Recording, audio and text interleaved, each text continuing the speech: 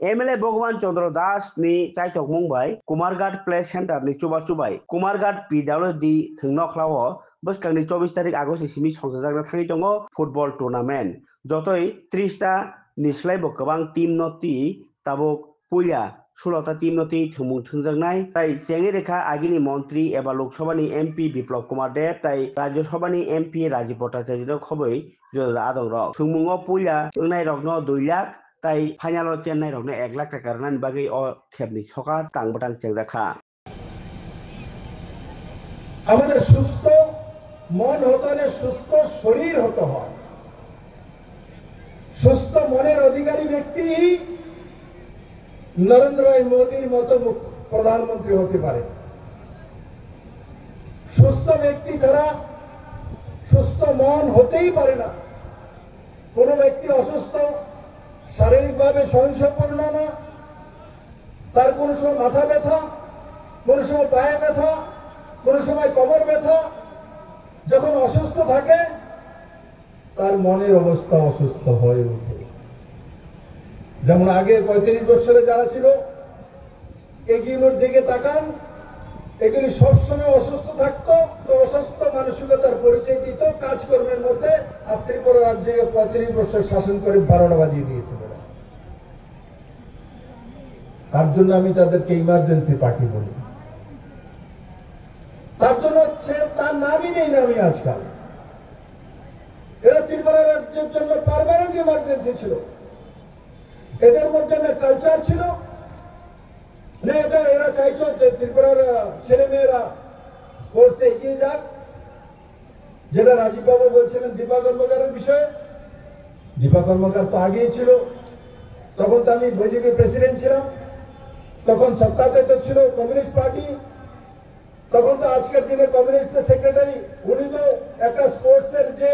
এখানে কমিটি আছে তার চেয়ারম্যানও ছিল তো দীপা কর্মকার বলে তিনটি ন্যাশনাল অ্যাওয়ার্ড পেয়েছে পদ্মশ্রী পেয়েছে পদ্মশ্রী পেয়েছে অর্জুনা অ্যাওয়ার্ড পেয়েছে কেন তাকে আইডেন্টিফাই করতে পারেনি কেন তাকে পৌঁছাতে পারেনি দীপা কর্মকার রাজীবদা বলছিল দীপা কর্মকারের প্র্যাকটিসের ব্যবস্থা নয় ওই সময় দীপা কর্মকারকে সিলেকশন করার প্রসেসেই বাদ দিয়ে দিয়েছিল তৎকালীন এই রাজ্যের সরকারের চেয়ারম্যান যিনি এখন কমিউনিস্ট পার্টির এই রাজ্যের ইমার্জেন্সি মাঠ হিসেবে ব্যবহার করা হতো বা ব্যবহার করার জন্য সেটাই রাখা হয়েছিল কিন্তু এই মাঠের কোন সম্মান এই মাঠের কোন মর্যাদা দেওয়া সম্ভব হয়নি দিতে পারেও নি আমরা সাম্প্রতিককালে বিগত কয়েক বছর ধরে বিশেষ করে 2018 সালের পর থেকে প্রতি বছর কোনো না কোনোভাবে অত্র অঞ্চলের যারা নতুন জেনারেশন আমাদের যুব শক্তি যুব সমাজকে এগিয়ে নিয়ে যাওয়ার জন্য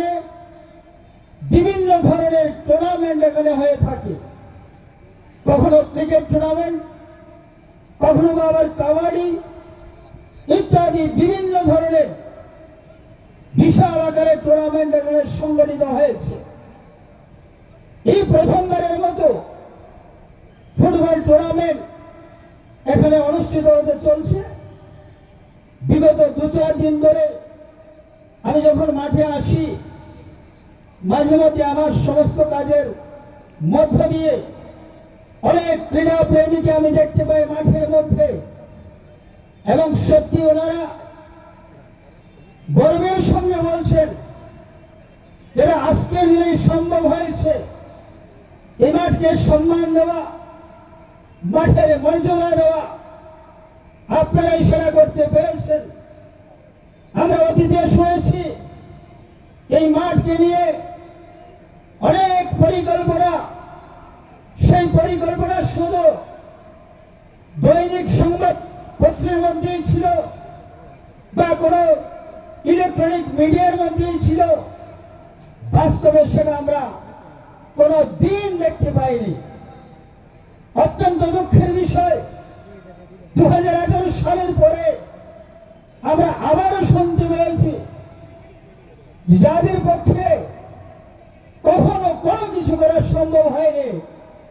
তারাই আবার বলছে যে মাঠের গ্যালারি কেন হলো না, কেন মাঠের গ্যালারি দেওয়া যায় না।